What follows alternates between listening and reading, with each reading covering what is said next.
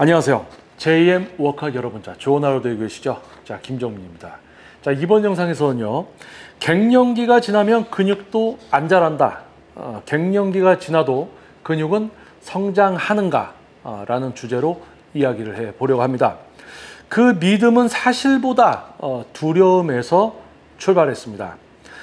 이 나이에 근육이 붙겠어? 갱년기를 지나 운동을 시작한 분들이 가장 자주 하는 말입니다. 이미 호르몬도 줄어들고 몸은 예전 같지 않다는 것을 스스로 체감하니 운동 자체가 의미 없는 일처럼 느껴지기도 하죠. 심지어 어떤 분은 이제 내 몸은 회복보다는 저하만 남았다며 미리 포기하는 경우도 있습니다. 하지만 중요한 사실 하나, 갱년기가 지나도 근육은 자랍니다. 다만 예전보다 방식과 기준을 달리해야 할 뿐입니다. 몸이 바뀌었는데 젊은 시절과 똑같은 기대를 갖고 훈련하면 실망하게 되는 건 당연합니다. 오늘은 갱년기를 지나도 근육이 성장할 수 있는 이유와 그 과정에서 꼭 알아야 할 원칙들을 짚어보겠습니다. 영상 끝까지 시청 부탁드리겠습니다. 근육의 성장의 원리는 나이와 무관합니다. 근육은 자극, 그리고 회복, 적응이라는 동일한 사이클을 반복하면서 성장합니다. 이 원리는 20대든 70대든 동일하게 적용됩니다.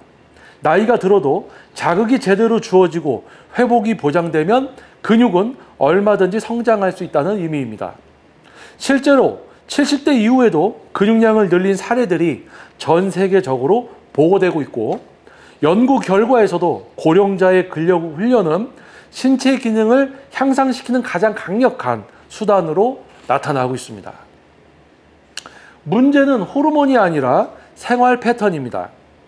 갱년기를 지나면 여성 호르몬 감소로 인해 근육이 잘 붙지 않을 것이라 생각하지만 실제로 더 큰 문제는 오랜 시간 움직이지 않았던 생활 습관입니다. 활동량이 줄어들고 단백질 섭취가 감소하며 수면의 질이 떨어지기 시작하면서 몸의 회복력이 전반적으로 낮아진 것이 성장 저하의 원인입니다. 호르몬만 탓하기엔 우리가 바꿀 수 있는 생활 요인들이 너무나 많습니다. 그리고 이들은 실제로 운동 효과를 극대화하는 핵심 요소이기도 합니다. 운동량보다 중요한 건 정확한 기술입니다. 나이가 들수록 무작정 많이 하는 운동은 오히려 역효과를 불러올 수 있습니다. 특히 관절, 인대, 힘줄이 약해진 상태에서는 운동의 양이 아니라 질이 중요합니다. 근육을 정확하게 사용하는 법, 타겟을 명확히 하는 법, 통증 없이 부위를 분리해서 자극하는 법을 익히는 것이 가장 우선입니다.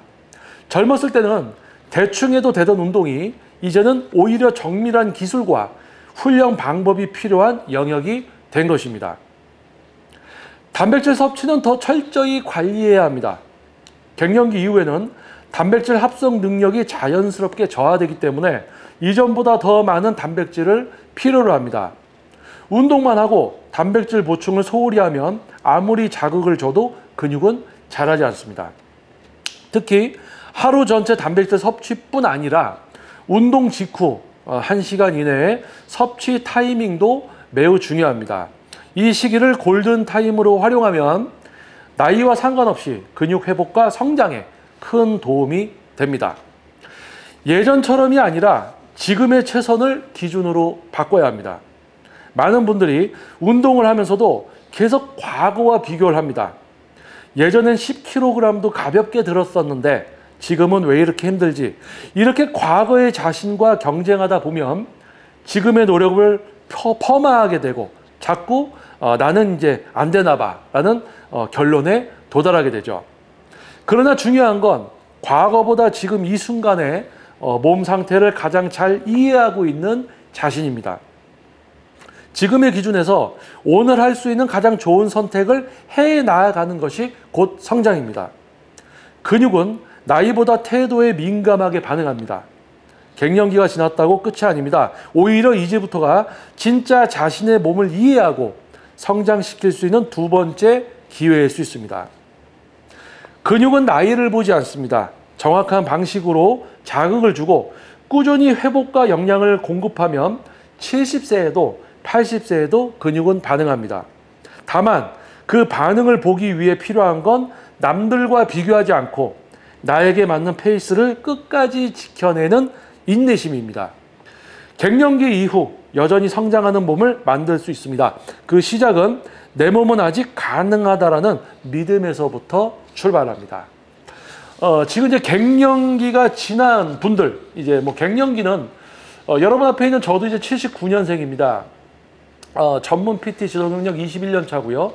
이제 40대 후반입니다. 이제 한 3년 정도 있으면 저도 이제 50에 접어드는데 40대부터 50대 초반까지 이제 갱년기가 오는 기간이에요. 사람마다 약간 시차가 다르지만은 저 같은 경우도 지금 갱년기를 좀 겪고 있습니다. 그래서 그런 상황에 맞게끔 식사와 휴식 이런 부분들, 현재 저의 몸에 어떤 이 갱년기라는 기간 동안에 발생되는 어떤 부분들을 이해하고 과거의 저와 어떤 비교를 하는 것이 아니라 현재 내가 뭘 어떻게 해야 될 것인가, 그리고 갱년기 기간이 끝났을 때 또 그때에 맞춰서 또 정상적으로 뭘 또 할 것인가, 이런 부분들에 맞춰서 이제 진행을 한다는 얘기예요. 근데 많은 분들이 오히려 20대와 30대 때를 너무 생각하면서 그때 했던 거, 이제 운동을 얘기를 들면 그냥 막 무게만 들면서 어거지로 해서 어떻게든 몸을 좀 키웠어요. 근데 나이가 들었어요. 갱년기가 이제 지났습니다.